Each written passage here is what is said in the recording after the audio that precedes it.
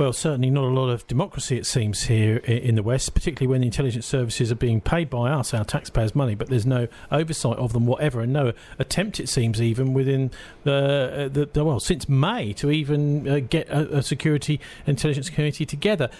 So let's go now to our final item, and this is an interview I conducted over in Tehran with Andrei Vltchek, and here he talks about the Nazis over in Chile, particularly at this place called Colonia Dignidad, which he helped shut down. I'm Andrei Vltchek. I'm a philosopher, novelist, and investigative journalist. I lived actually in South America for many years. Chile was my second home for 2 or 3 years after the collapse of the dictatorship of Augusto Pinochet. And I was involved in helping to close the very sinister German Nazi colony called Colonia Dignidad.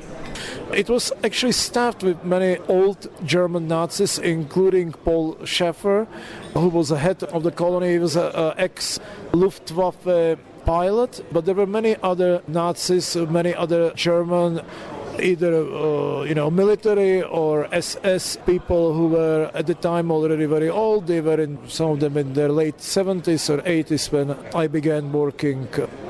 So what was going on at Colonia Dignidad?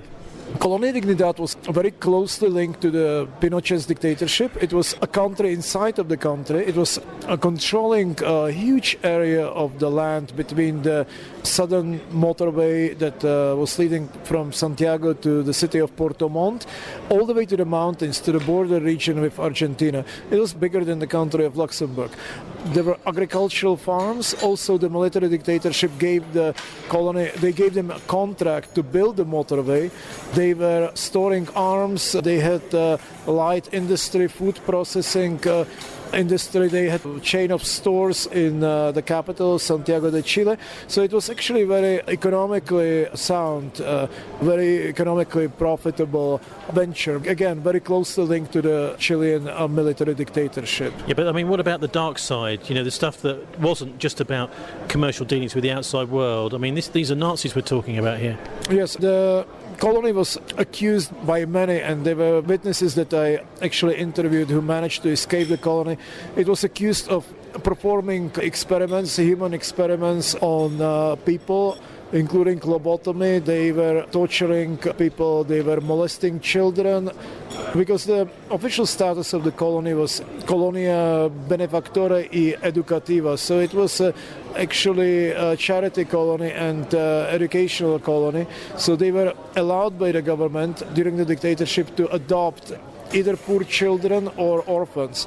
So they were adopting young boys. Young boys were molested, they were raped, they were experimented on. And those who spoke, they were hunted down. They were caught by the Chilean police from the region and brought back to the colony. And some of them simply disappeared afterwards. What about Martin Bormann? Because he was rumoured to have actually died in Berlin, wasn't he? But when I was working there in Chile and when I was investigating the colony, there were rumors and there were also testimonies of the people in the region that Bormann was actually in the colony, but not only there. He was, according to the witnesses, freely visiting the city of Parral, which is a small city paradoxically known for some of the greatest Chilean poets and singers like Violeta Parra, but also Pablo Neruda. And I was told that Bormann was visiting pubs, visiting restaurants, and walking through the city of Parral, sometimes even without any escort. So without any fear, definitely. Okay, what about socialist Chile, though? Because it didn't stay as a fascist country. After the collapse of the dictatorship in Chile, the legal framework was still in place, and the transformation was very slow.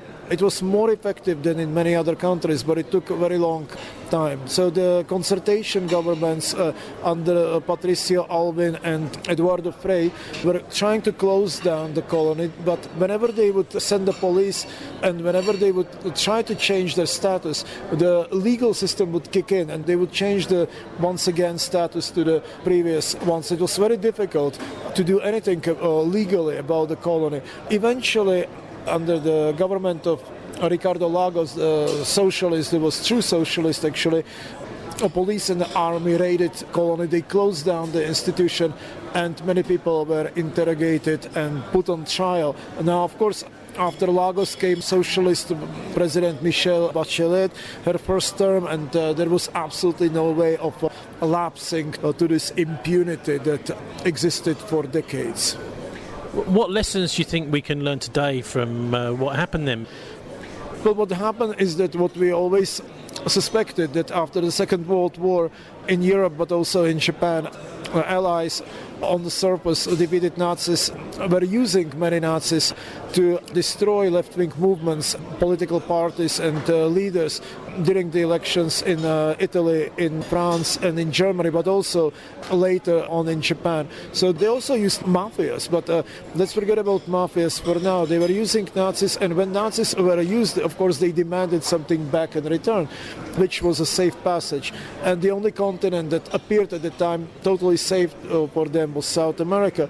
Actually, some of the populists in South America were demanding that they wanted to create totally white races, particularly in Argentina. They wanted to have the most white country from Tierra del Fuego until the north of Canada. So there was a kind of a match made in heaven for them to get as many white Europeans as possible, and for the United States and UK and other countries to get rid of their Nazis that already helped them, who very often were shipped to South America with the loot of the golden teeth from the victims of concentration camps like Auschwitz. And I was told this by the old Nazis and their children in Paraguay 20 years ago approximately. So they were distributed evenly to places like Paraguay, like Brazil, like Argentina, Chile, and even to Peru. We have to go back to history. This is extremely important because all that we are experiencing now has somehow roots in the history. When we talk about British colonialism, European colonialism, we are talking about North American expansionism, which has roots in the European colonialism. Noam Chomsky correctly pointed out in many of our discussions that the United States is nothing else than a branch growing from the European colonialist tree. So let's not allow Europeans to get away with its past. I mean, we cannot talk about terrorism or immigration now if we are not looking back at what the colonialist powers were doing all over the world. I was recently in Punjab where I saw what the British Empire was doing to the people. They were flogging them, killing them, flogging them publicly, adult people. The Bengal famine in which 30 million people died, and in which Winston Churchill absolutely refused to interfere, and was basically saying that he's not going to interfere because they are multiplying like rabbits and he's not going to do anything. 30 million people died. How can we really expect the continent with such a track record of indifference and selfishness to get involved now and help the 300,000 refugees that are knocking at their doors? So everything is interconnected. Refugees and terrorism, Europe and the United States, the Western Empire was always looking only at its own interests. The price didn't matter. If the price was killing millions of people, then be it. If the price was to use Nazi criminals in subversing and actually raping democratic election in Europe itself, then be it as well. But the lesson is very clear. We cannot really analyze the present state, be it terrorism, be it immigration, or neocolonialism, without looking back at the past. That was Andrei Vltchek there. Time to sign off now for the Murdoch News.